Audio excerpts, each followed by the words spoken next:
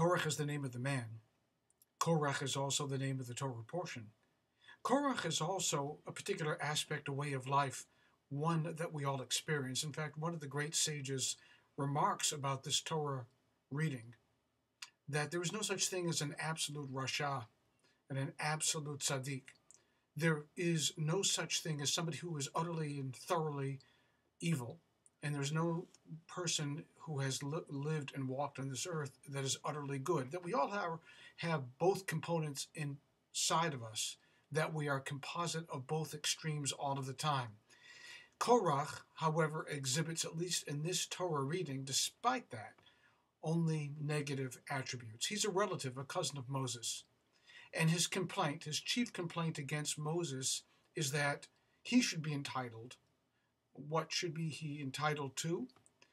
Well, according to some, he wanted to be a Kohen, just like all his relatives of his, namely Aaron's children, were. Why shouldn't he be so entitled? Why should Aaron be one of the chosen and he be one of the excluded? I should be included, he says. And at the same time, being a Levi, he's also a Levi. So what Korach wants is he wants both. He wants to hold both aspects in his pocket. He wants to be both things at the same time. He's hungry and he's jealous. He's covetous. And it's not so much that he looks over his fence and he sees his neighbor's yard and says, why can't I have a yard like that? Why can't I have a pool like that? Why can't I have a wife like that? No, it's more like, I want that yard. I want that pool. I want that wife. And he does everything he possibly can to undermine Moses to ensure that he achieves it. In fact, he even says at one point, Rav Lachem, it's enough. Rav Lachem means just that, it's enough, but it also means you've made yourself Rav. You've made yourself the rabbi, the leader.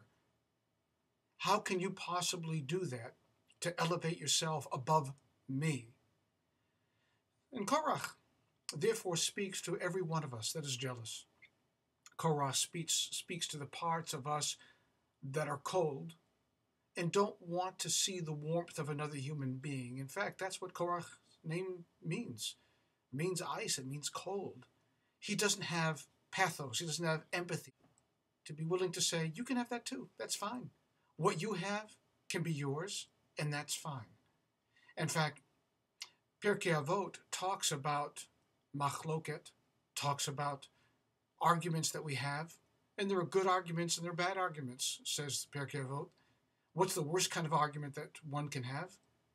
An argument like Korach, for whom the answer did not matter.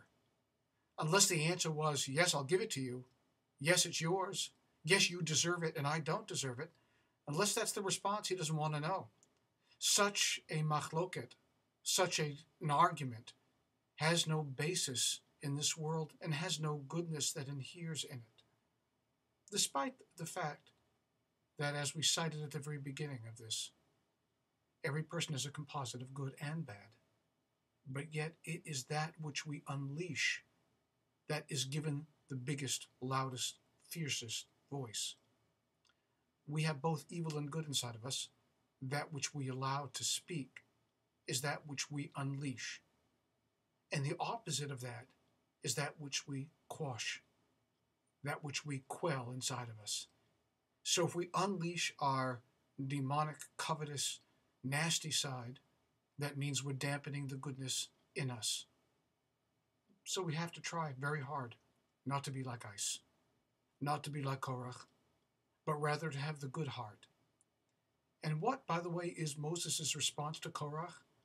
When Korach shames him, vilifies him, is nasty to him in front of the entire people of Israel, Moses falls on his face and weeps. Because Moses, unlike Korach, is not born or given to diatribe. He doesn't point a finger back at Korach and said, you nasty so-and-so and da-da-da. Instead, what he says is, could this possibly be true? The good person will always ask this question, while the nasty person will never see any other point of view but their own. So we're called. We're called in our own time because you and I, we've lived through this many times in our life, sometimes as the perpetrator and sometimes as the victim. We're called upon to always make the right choice, to let the voice of goodness speak and squash the voice of covetousness. Shabbat shalom.